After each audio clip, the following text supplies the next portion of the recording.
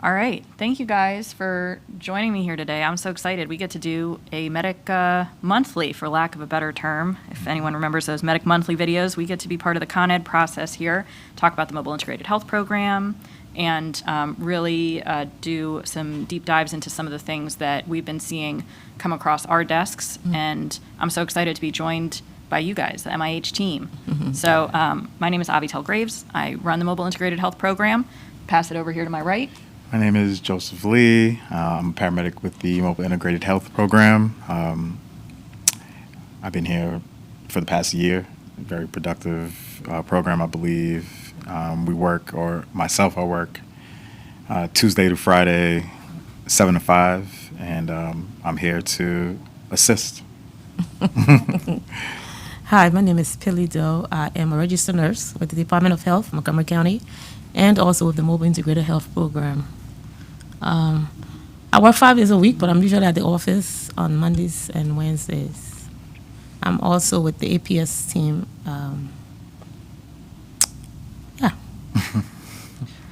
Simon Martelli, Mobile Integrative Health. I've also been, like Joe, for a year, and I operate on a Monday-Thursday schedule on the day side. So this is the MIH team. When you reach out to any of us, be it by cell phone, by email, by Fire App, by eMeds, this is who gets your referrals, us. We're a small team. We're busy, busier now than we've ever been in the past. We can, talk about the numbers. We're up to, I think, patient 657 as of today for the year, which, to put it in perspective, last year at this time we were at patient 557. So we're 100 patients ahead of schedule from last year. And last year we had a 28% increase from 2022. So we're busy. We're very busy. In 2022 we had 600 referrals. We're already past that, and it's not even the end of August yet. So, so I want to kind of do a refresher for folks, because I worry sometimes that even the basics can kind of get lost, or we forget how to do certain things. So just talking about like the referrals, which is the very basic way that we get information from the field, right? And that's where I would say 95% of our information comes from the clinicians, right? That's why we rely so heavily on them. Yes. So let's talk about the main ways that we receive referrals usually, and how we can make some improvements. Sure, I'll start. Yeah. So I think that most of our guys and girls have a good concept of making referrals, but we do get our referrals from, we'll say, people making referrals are either frequent callers or something that the provider would deem so egregious that they would need to reach out to us and have our team investigate a patient. So between eMeds and Fire App, those are the best ways to make a referral to us. But we also have a website or an email address, mcfrs.vulnerableadults@montgomerycountymd.gov, which is another way to make referrals. But I would say that when you're making a referral, or if you're going to make a referral, try to be as detailed as possible when you're making the referral. We try to get back in touch with the clinicians that make the referrals. We need to try to do a little bit better with that. But we are investigating the referrals that you guys make. So we just want to let everybody know that when you are making the referrals, try to put as much information in so that we can, when we start to do our investigation, we can be as thorough with our investigation as we can be. Yeah, Sure. and you mentioned follow-up. So we used to try to follow up on every single referral that came in. And when we had, full team, and when we had fewer referrals, that was pretty reasonable. Yeah. But now it's just impossible to keep up with the volume. So we did include in the eMeds workshop, there is a follow-up button. Do you want follow-up from the MIH team? And when you hit yes to that, that just means you want us to circle back with you and let you know what happened. Unfortunately, we don't have that option in Fire App. So if you want follow-up and you're making a Fire App referral, just put it in that little narrative space so we know to reach out to you, because otherwise we'll assume that you don't really need to be, chased after for a follow-up. So, and, if you said you wanted a follow-up and we haven't reached out to you yet, you can always reach out. I mean, we're approachable people. I think we're happy to share. Sometimes it just takes us a little longer to get resolution on some of these cases, right? We've got some persistent people, and it takes sometimes months to get progress made. So if we don't reach out to you, I just encourage people to contact us and say, hey, what happened to that person? So Simon, do you want to talk about how we can improve on making sure that we're getting all the information we need out of a referral, what clinicians can do better to improve upon eMeds or Fire App referrals that they're making? Sure. I'll be happy to. Joe and you touched on a good point. Like, we do utilize a couple of different tools to get our referrals. So if you're using eMeds, it's pretty user friendly. If you are hitting that follow-up button, well, it makes it a little bit easier for us. We have the ability to look at a roster and find out where a person is. I mean, in a department of 1,600 people, we can't, naturally assume, because we have details, that you're going to be at your station. So eMeds is pretty easy to us. It's when we get into Fire App where we start running into a lot of our time-consuming tracking down of patients. If you're the clinician, if you're the officer, just please take the time to give a good contact number.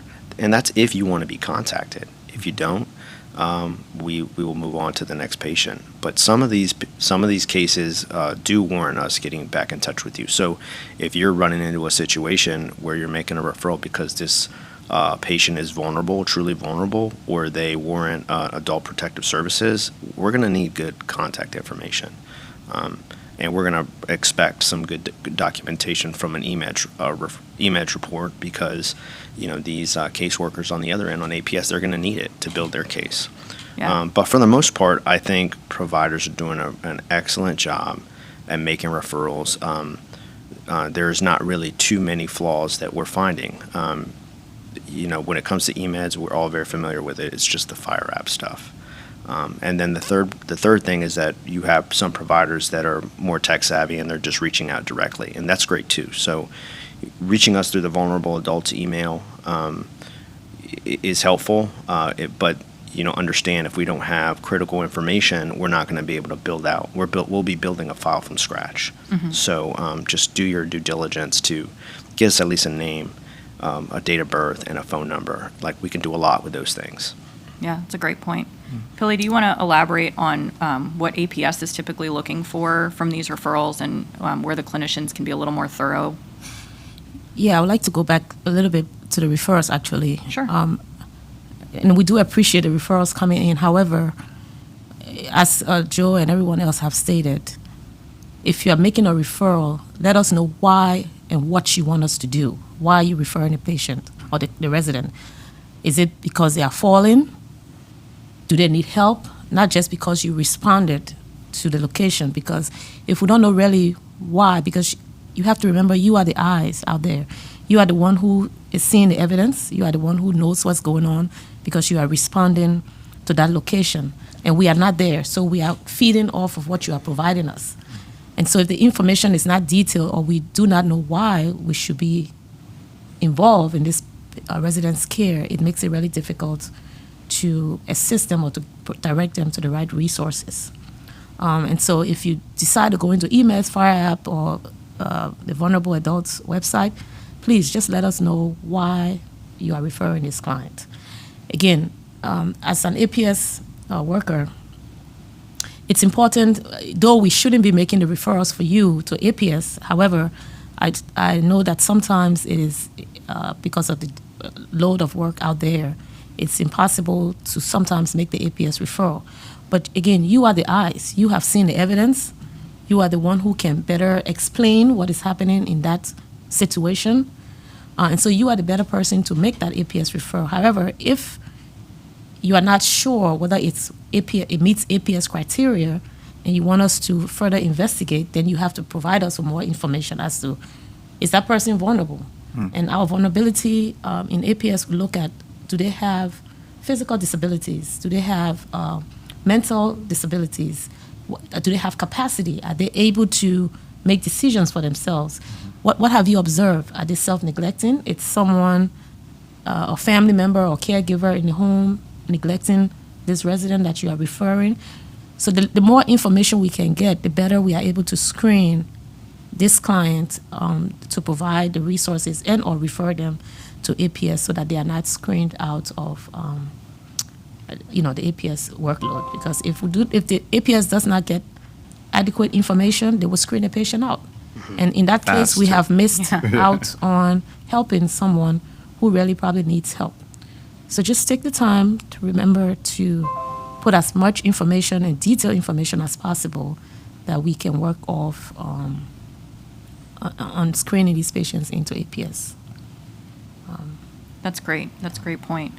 Yeah, I think there's sometimes a presumption that anyone that is referred to APS, automatically gets investigated. And the reality is APS gets thousands and thousands and thousands of referrals and only investigates on average about 20% of all cases that get referred to them. Fire rescue numbers are much higher, around 90 to 95% of cases that we refer to APS get open and investigated. But that's because we're usually very thorough in our reporting. And, like you alluded to, Pili, APS wants to hear from the people who were on scene, right? We can't do anything more than read a copy of the narrative from the EMEDS report to convey to APS why this patient should be screened in and why they need an investigation. So when we tell you guys, our clinicians in the field that we're mandated reporters, we have individual responsibilities as mandated reporters. MIH does not fulfill the mandated reporter requirement. You got to report directly to APS or CPS to fulfill that requirement. So, I think that all of those points are really great. I also wanted to go back and touch on one thing for the EMEDS worksheet that I've noticed.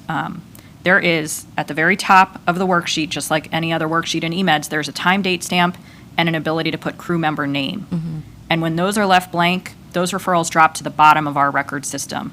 And so we may not see the referral, or even if we see the referral, we don't know when it's from because we have no context about how long ago. This could have been a referral from yesterday. It could have been a referral from 2 years ago. There's no context there. So we'll add in a quick slide here so that folks can see what we're talking about, but it's really important that you hit that date timestamp at the very least, and then ideally that you put your name as the crew member too, so we know who to contact when we're getting these referrals in. We understand that also that a lot's going on when you're running these calls. So it could just be something that you thought you clicked and you didn't. So just take the time to go back and check everything. Yeah, it's not an automatic process. I think a lot of people think like everything is tied together, and it is on the front end in the EMEDS report. But on the back end in the patient profile that we use, none of that is connected.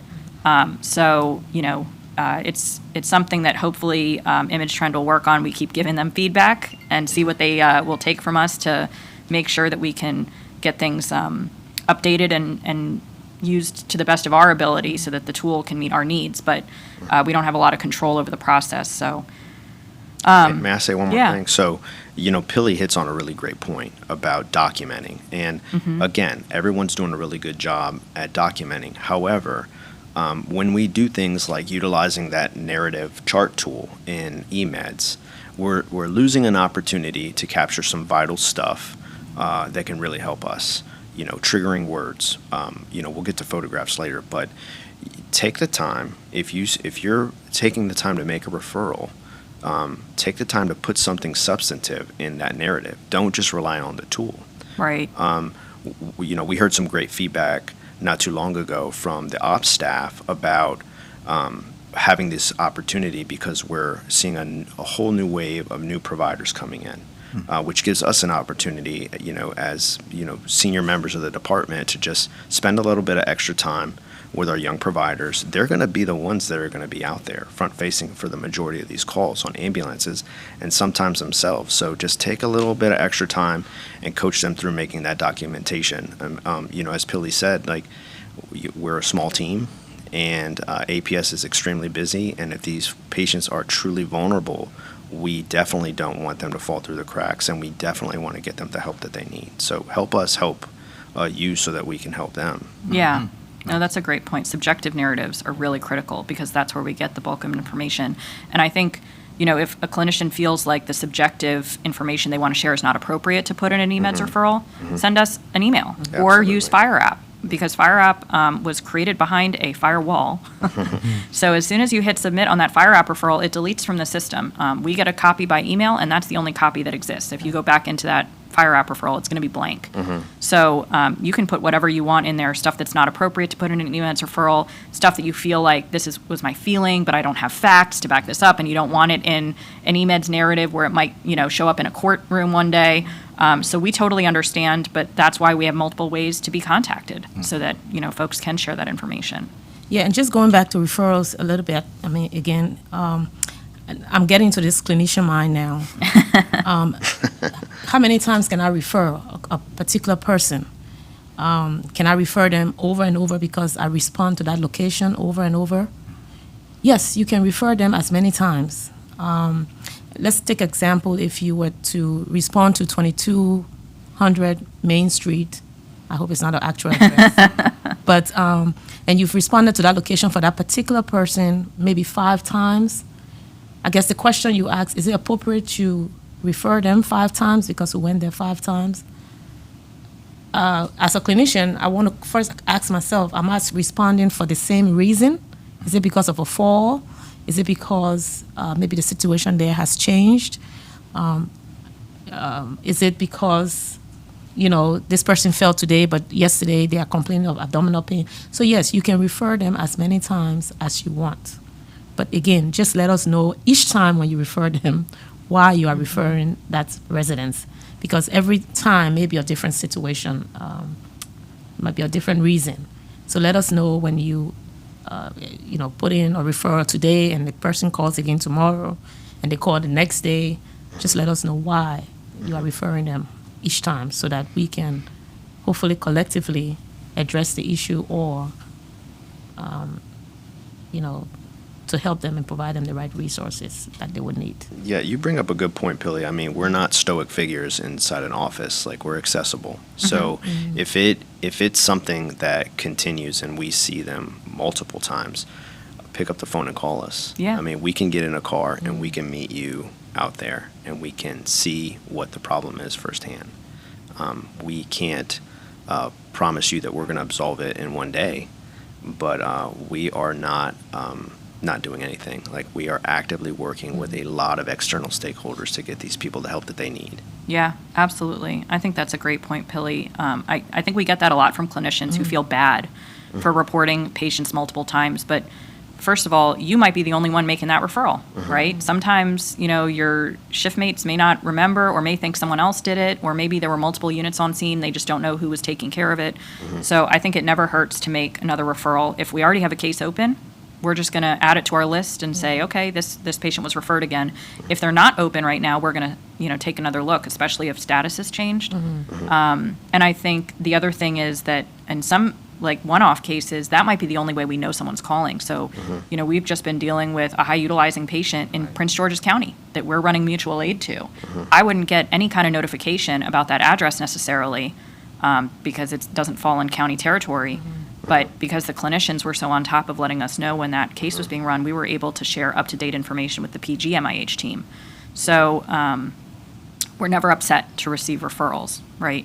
And also everyone shares information a little differently or sees things a little differently, picks up on things differently. So I hope that everybody is grasping what everybody's saying here is that this model is the slow and steady model because it takes, slow and steady wins the race, as they say. It takes this accumulation of referrals and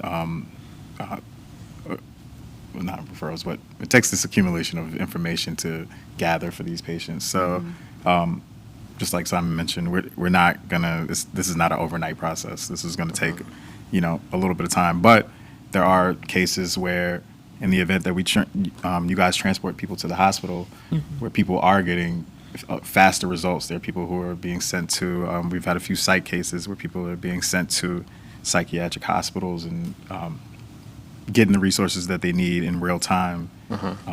It's case-by-case basis. And once again, if anybody wants any feedback from that specific patient, we would be happy to do so. And Joe brings up a good point. Like, the clinicians, our people, they're not alone. Like, hospitals out there know what we're doing, and they're building their own kind of models. So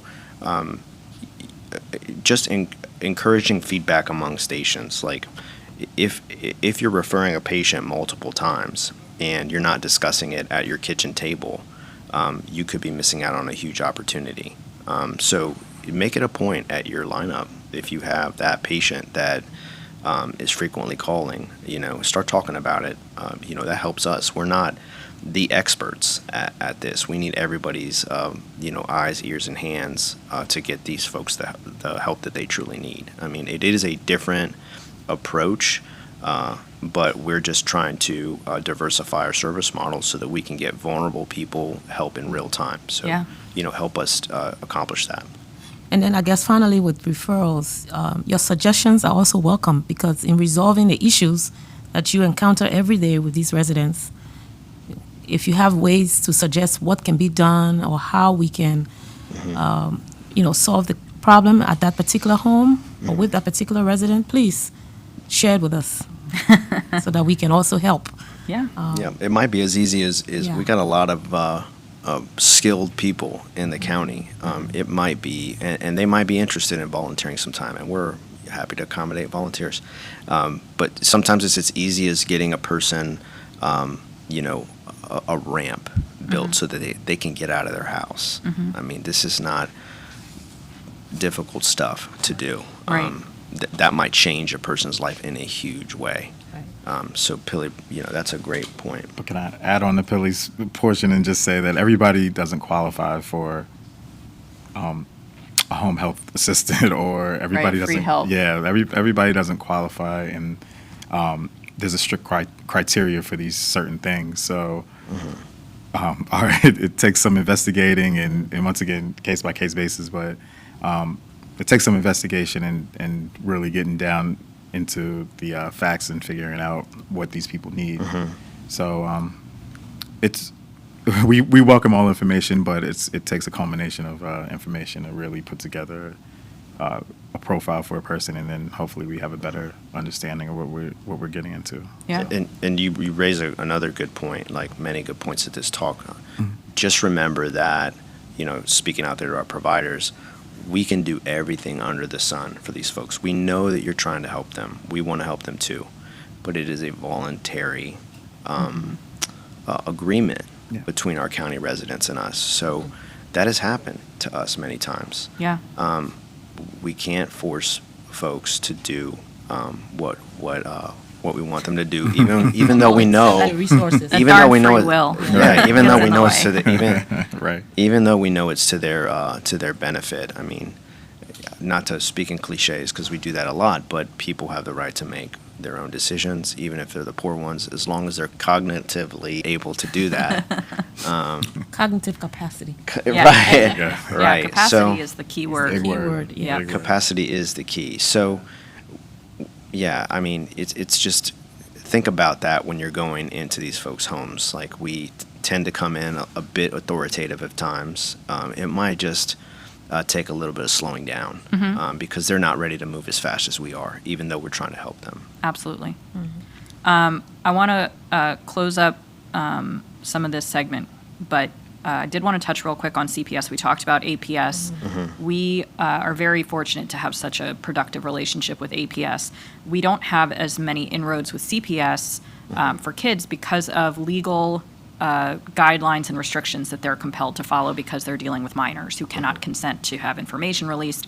So, if you encounter a vulnerable child, anyone under the age of 18, we ask that you automatically make a CPS referral. And the reason is because we can't follow up on that and say, hey, did you get that referral from paramedic so-and-so? They won't tell us anything. They won't confirm that they got a report. They won't confirm that they got any information. They'll just say, nope, you got to start all over and make a new referral.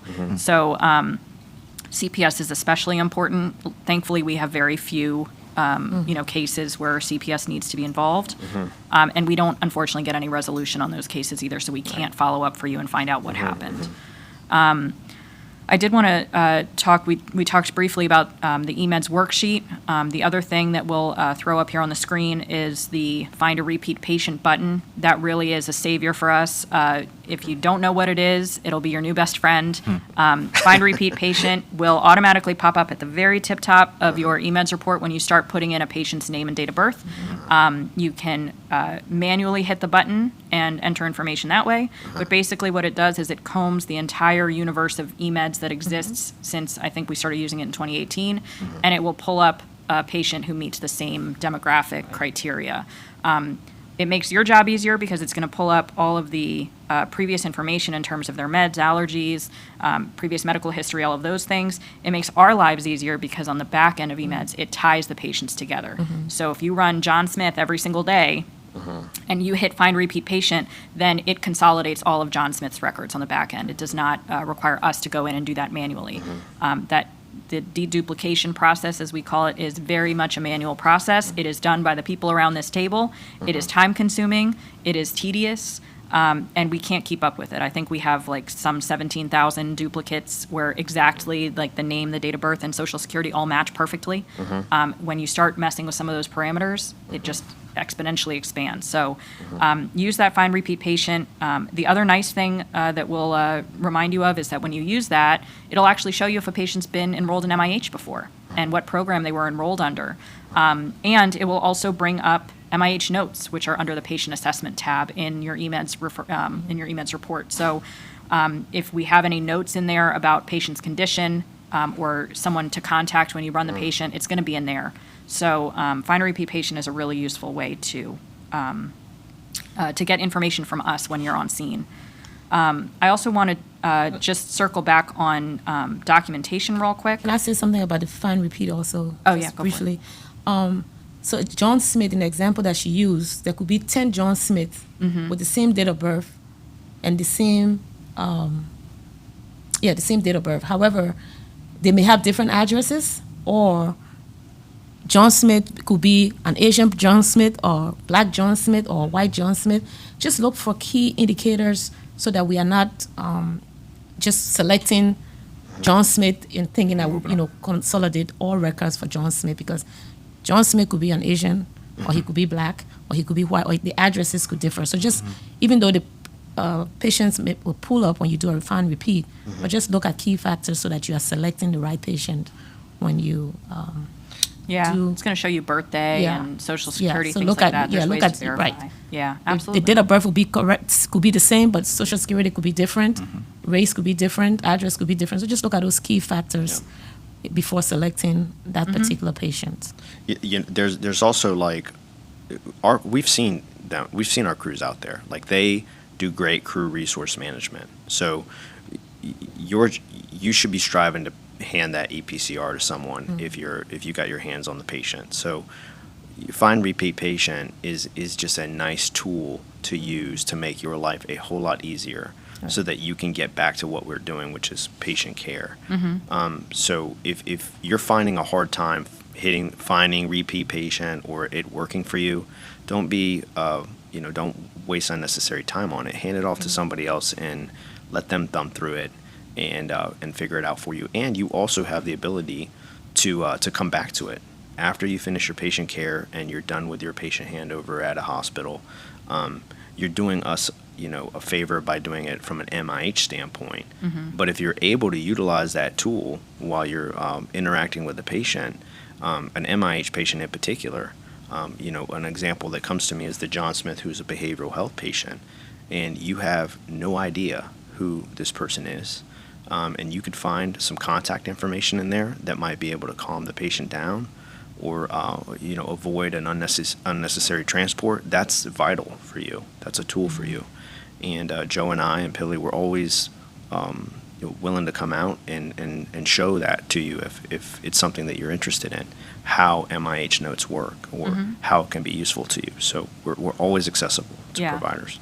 And we're not always using that MIH notes section on every patient. It's because we only want to put stuff in that's going to help the clinicians in that moment. We're not trying to sway people one way or another whether or not to transport someone or their destination. That's something that the clinicians are going to have to determine on scene as the call unfolds. But sometimes it can be good for figuring out like, oh, the patient's daughter should be called, or hey, please take pictures. And we're going to get into pictures, so more to come on that. But there's some different things that we want to communicate to clinicians in the field, and that's the only way we have to do it in the moment of the call happening. So let's talk about documentation real quick. I feel like we've addressed this from a number of angles, but just a reminder that, not only are we reading reports within fire rescue, whether it be MIH or QA, we're also, our reports are read by hospital staff, by doctors, and by social workers sometimes. We share copies of reports with other, county partners so that they have a copy of our documentation. Sometimes, your documentation can land in a courtroom somewhere. So we want to make sure that we're being thorough and clear and concise, and also that, anything that our clinicians are observing on scene, I think is really critical to relay to hospital staff, face real to time. face. Yep. Yeah. If you're really concerned, and you wrote in your narrative that hoarding conditions are, abhorrent and nobody should be living in the house where you found this patient, and they've been living there and nobody's helped them and nobody's seen them in, 20 years because they never leave their house, and you put it in your narrative and just assume somebody's going to read it, that's not enough. We got to make sure we're doing a face-to-face with the nurse, a doctor, social worker, whoever it may be at the ED, to let them know, hey, this is a problem. Because the staff at the hospitals are really listening to you guys. When we go out and we talk to hospital staff, they'll tell us, hey, the paramedics told us this, or the EMTs told us this, and they listen. They retain that, and then we see that show up in their reports that they write for the patient. So, Also, Avital, the documentation doesn't just fall to hospitals. You have, we always say we're really lucky, right?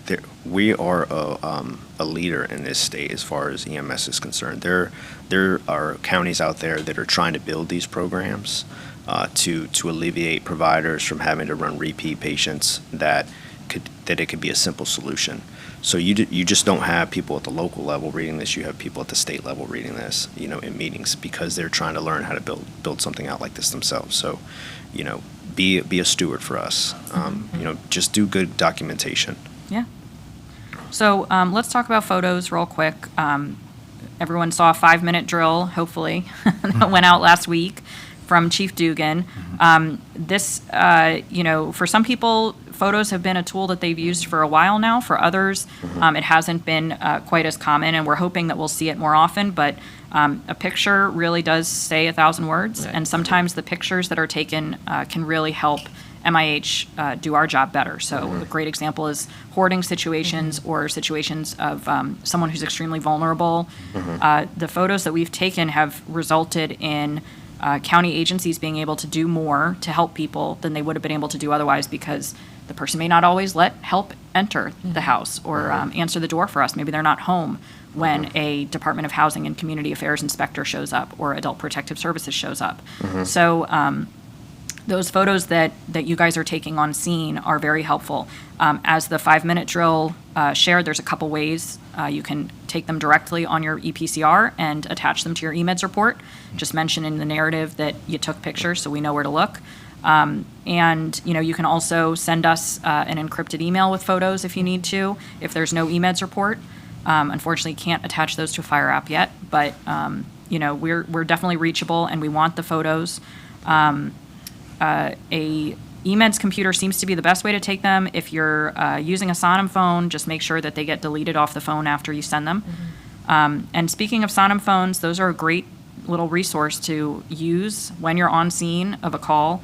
The Sonim phones not only have our contact information, so you can reach one of us, if you need to, but also Adult Protective Services, Child Protective Services, Crisis Center, Stabilization Room, which we'll get into, Animal Control, yep. We've put a whole bunch of contact numbers in those phones intentionally so that you guys, in the field all have access. So, And if I can just add Yeah. to the photos, as the nurse with APS and with the MIH program, photos do really tell a lot. So if you come across a resident who has a medical need, probably swollen legs or wounds on the legs, or just a situation that it's medically concerning, and you meet a resident who probably is refusing to go to the hospital because they do not really recognize or appreciate what is going on with them medically, taking a photo and sending it, adding it to your eMeds report is very helpful, because it provides the urgency to go out and try hopefully to convince this resident to go and seek the medical attention that they need, because most of our elderly residents do not recognize that they need help when the legs are 4 times the normal size, or they have weeping wounds, or infected catheters and whatever else. So the photo really will help me as a nurse with this program to be able to go out urgently to hopefully talk to this resident to agree to go and get medical attention. Yeah, So that's a great take point. pictures. I mean, and historically, it's not something that we haven't done before. We're just now fortunate where the fire department's actually, the county's actually given us a phone. So, it's a tool. I mean, just prepare yourself, bring it in. Again, back to crew resource management, hand it off to someone, just Yeah. like if you were going to go on a code and use it with hands heavy, and be tactful and take those pictures. It Yeah. can really help someone. Yep. But then again, just to add, going back to the clinician mind, is taking the photos violating the patient's right? You may wonder, am I violating the patient's right by taking the photo or including their face? Again, because these reports are not read by people who shouldn't be in the system, you are still covered by HIPAA. Of course, because hopefully you are getting your HIPAA signatures, consents, but also by you encrypting these pictures to our emails, also protect the patients, and those informations are not shared with people who have no business Yeah. with the system. So Right. you are covered. So feel free and take the photos, not just of the home environment, but of the patient's presentation. And we're not saying force it. We're not saying force the picture.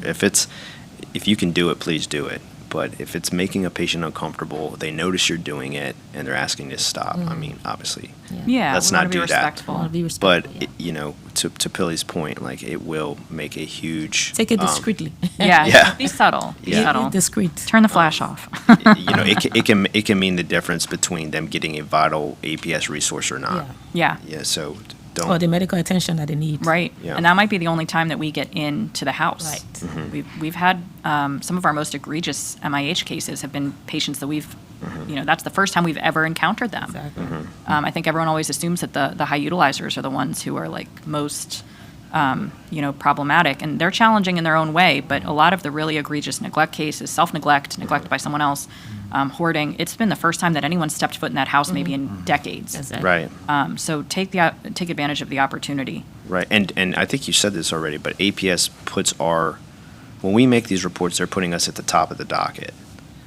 So let's help them be thoughtful with their time. Also, like they are extremely busy, so they're taking time away to take our cases right away.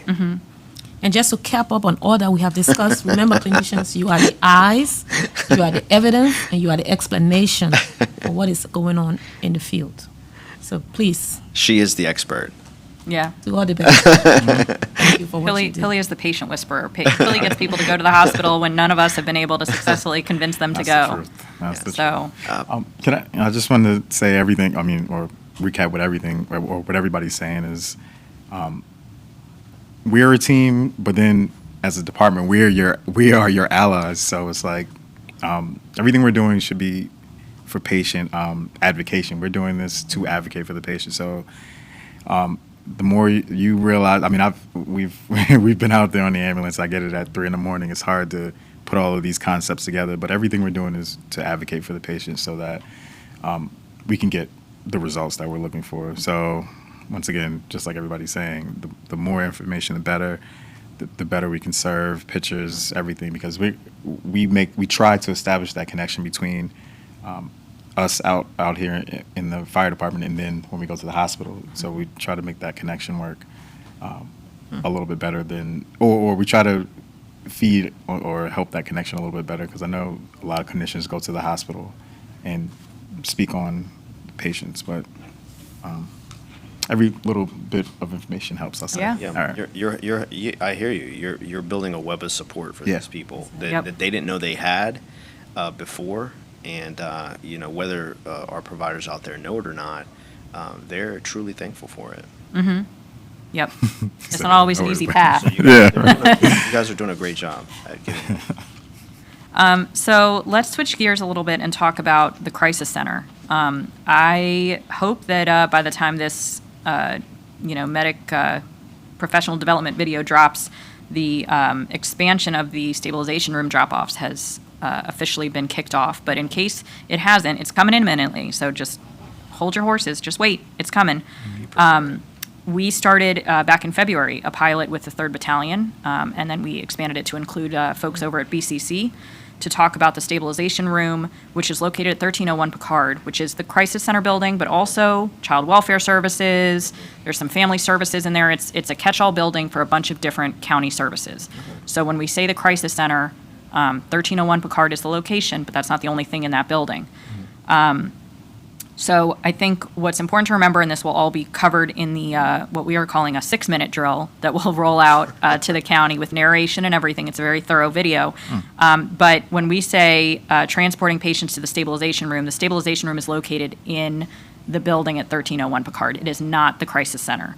And the reason that we're stressing that so much is because the crisis center is staffed by behavioral health clinicians. They have services there for people experiencing a behavioral health crisis. They're great. We love them. But the stabilization room is a medical facility that we're basically transferring care to. So anytime we're transferring patient care, whether it be to a hospital, to an alternative destination like an urgent care, or the stabilization room, it's really critical that we're making sure to transfer patient care to another medical staff. The only medical staff in that building is located in the stabilization room, which is in the back corner of the building. We've put in some photos to show you kind of the main entrance that a lot of people use for the crisis center. If you walk in there, you got to follow the pink signs. There's bright pink signs. You can't miss them. They'll show you how to walk to the stabilization room.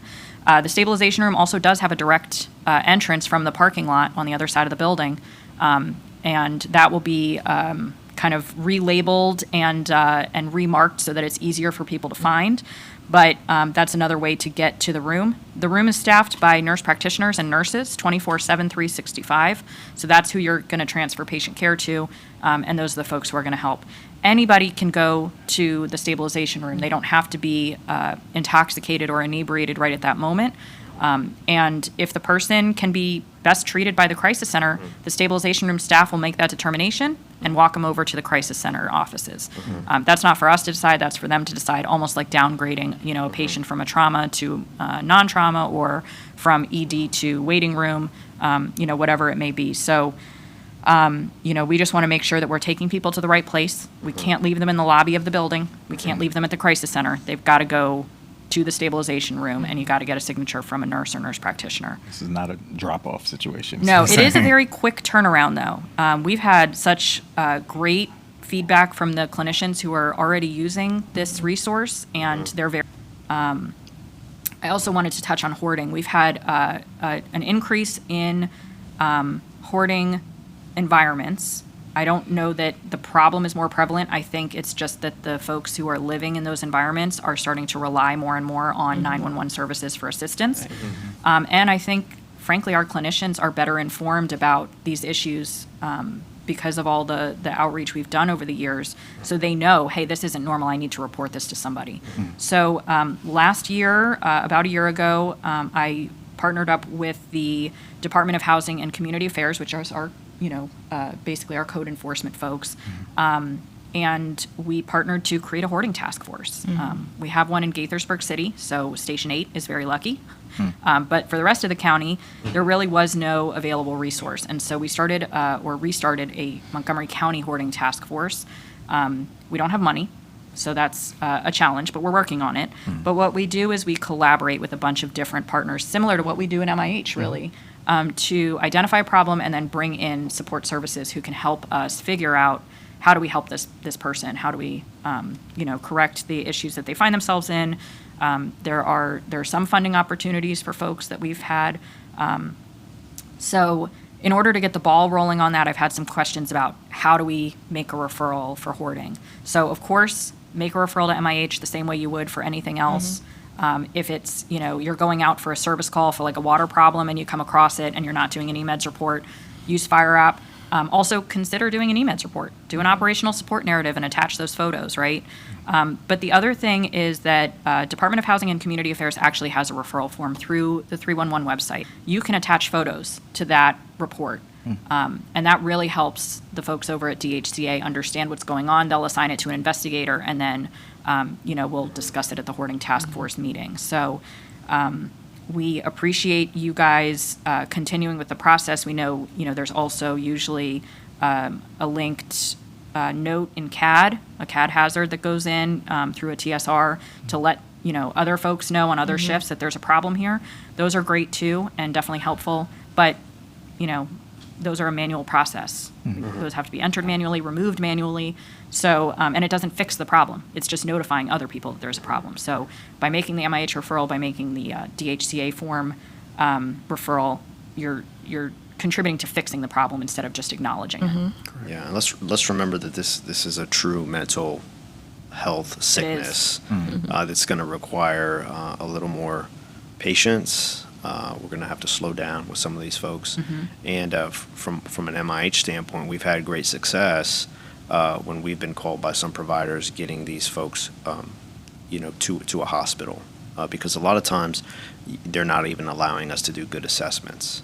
So it might just take another person like, Pili coming in and talking to them with a different breadth of experience. And we learn that they have a very serious bed wound. And that's why they're, so resistant to leave their home. But they don't know how to articulate that, so. Yeah, or they just don't understand the severity of it, going back to Yeah. Joe's point earlier.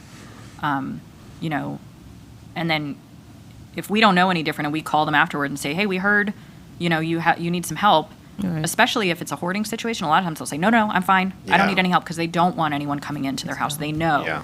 that that's a risk where if someone comes into their house, that might be the last time they get to stay there because the house gets condemned. Exactly. They get removed, right, for self-neglect. Yeah. They go to the hospital and they don't get to come back right away because the house is unsafe. So that's why those photos are so important. We're calling us to the scene. If you can't convince someone to go to the hospital and you need help, Yeah, call call us us. because Call us. that really can be the one time we had an opportunity to help somebody. Yeah.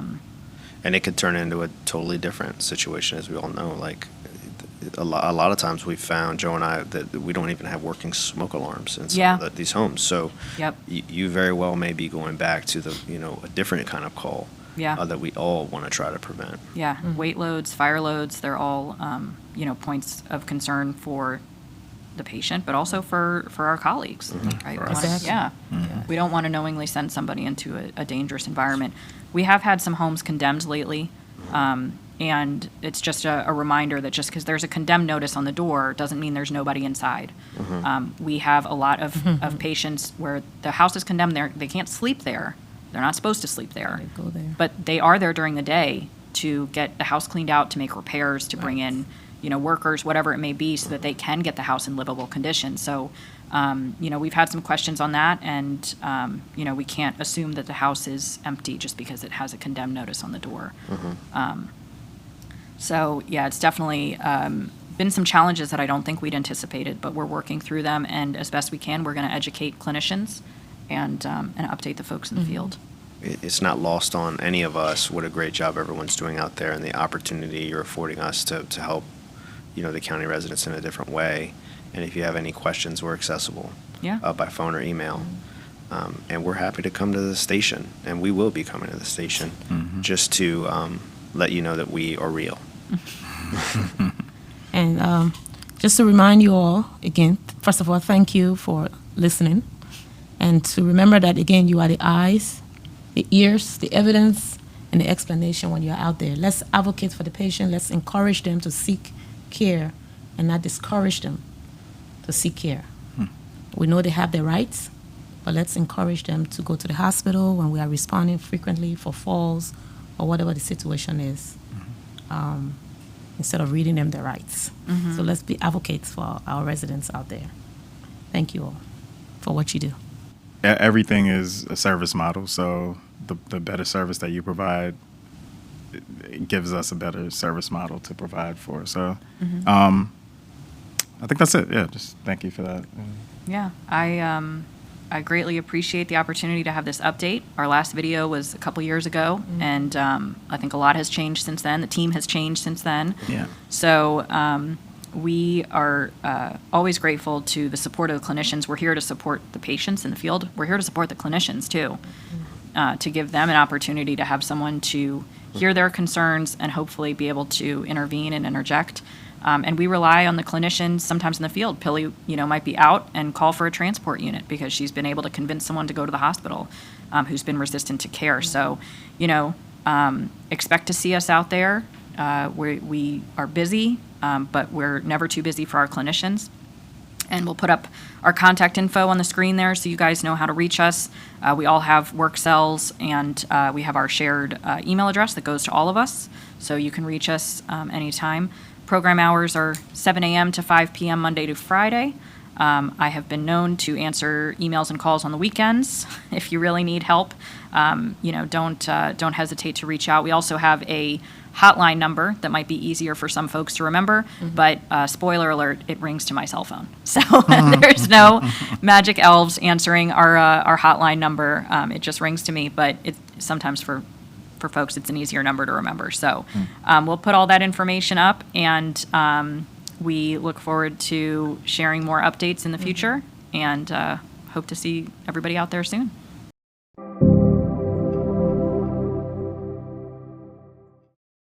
Hello, my name is Avital Graves. I run the Mobile Integrated Health Program for Montgomery County Fire and Rescue. On behalf of MCFRS and Collingswood and Marquee Healthcare Services, thank you for joining us for this informational video about how we can improve our ongoing relationships between EMS and skilled nursing facilities.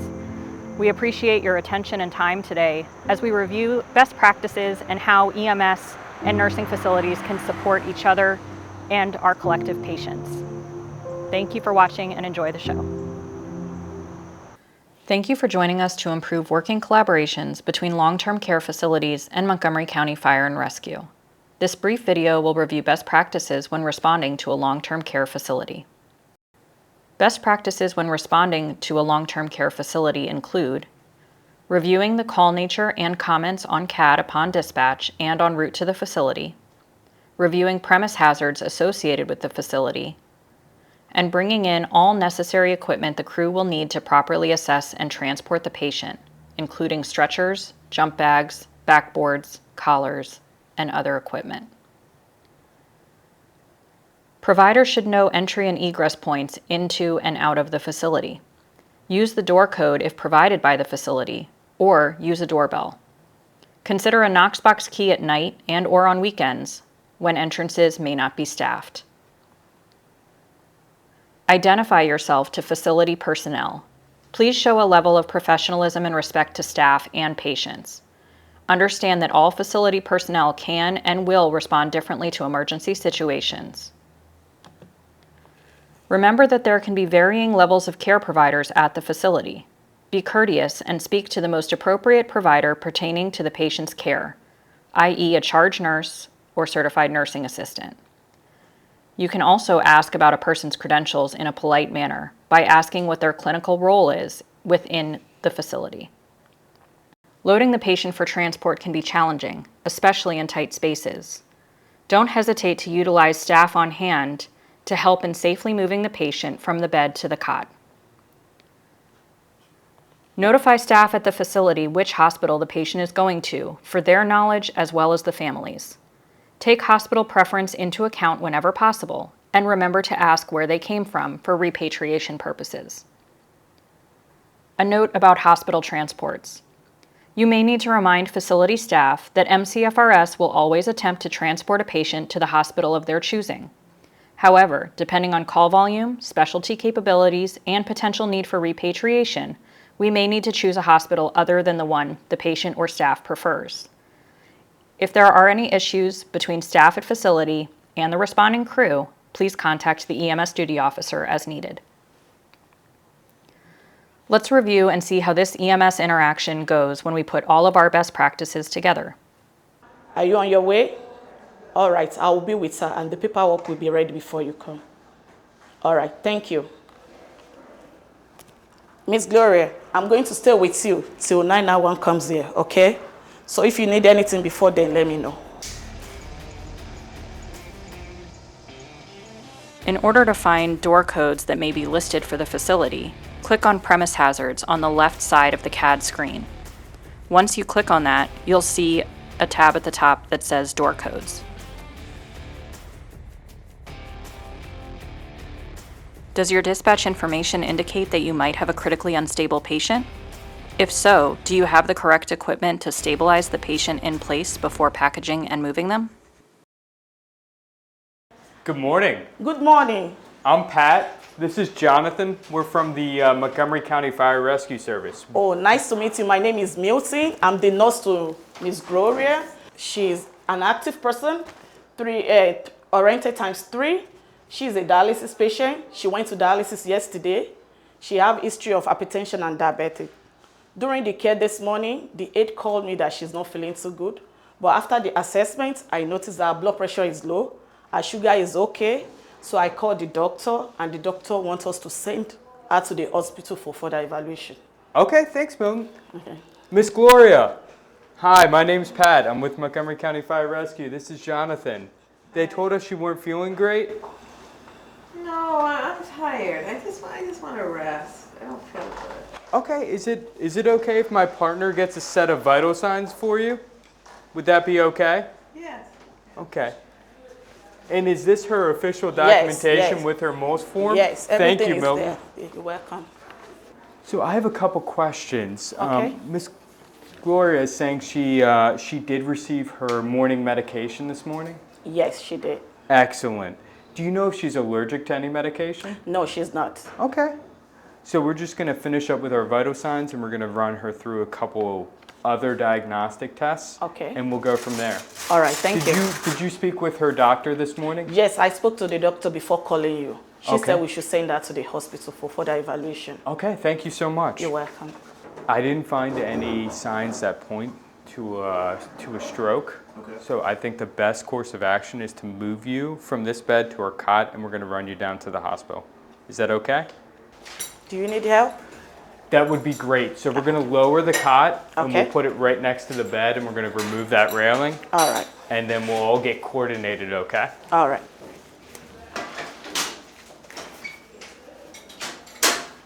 All right, just so we're all on the same page, we're going to be using this inner sheet, okay? All right. We're going to be doing it on Jonathan's count, okay? All right, everyone ready? Yes. All right, 1, 2, 3. So please, which hospital are you taking her to? So we're probably going to head to Shady Grove. Okay. Is that the last facility you've been seen at? Yes, I like them. Okay, I'm going to go ahead and consult with our EMS duty officer, and he's going to make that final determination All right. for us. Okay. But we'll let you know before we leave, okay? All right, thank you. You're welcome. Thank you for all your help. You're welcome. So, Miss Gloria, take care, okay? I'm going to call your daughter. You're going to call? Yes, I will tell her you're at Shady Grove. As you've just seen, preparation is the key to smooth interactions with our area facilities. Remember to be courteous and respectful. Thank you for working with our facility partners to improve patient outcomes.